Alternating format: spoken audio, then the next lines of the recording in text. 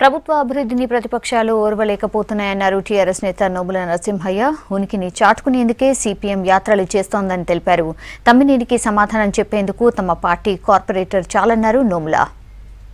ప్రజలు అన్ని ఎన్నికలలో డిపాజిట్లు పోగొట్టారు. ఆఖరి జిహెచ్ఎంసీలో కూడా అన్ని రకాలుగా పక్కకు పెట్టేసినారు.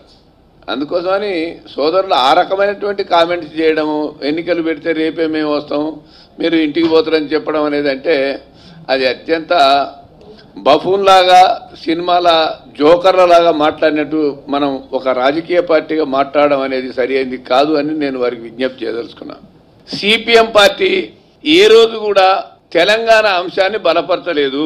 భాషా ప్రయుక్త రాష్ట్రాల మీదనే ఉన్నాం, మేము తగ్గమని చెప్పినారు.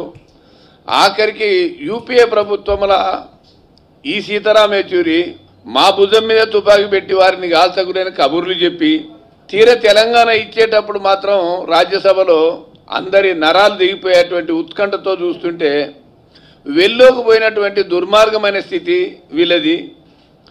తెలంగాణ ప్రజల గోస కానీ, తెలంగాణ ప్రజల జలదోపిడి కానీ, తెలంగాణ ప్రజల ఉద్యోగ దోపిడి కానీ ఏ రోజు పట్టలేదు వీళ్ళకని చెప్పేసి చెప్తూ యాత్రలు, సిపిఎం పార్టీకి నేను 35 సంవత్సరాలు పనిచేసిన యాత్రల గురించి నాకు తెలుసు, పాపం ఇప్పుడు చేస్తున్న నాయకులకు తెలుసు దేనికోసం చేస్తామో.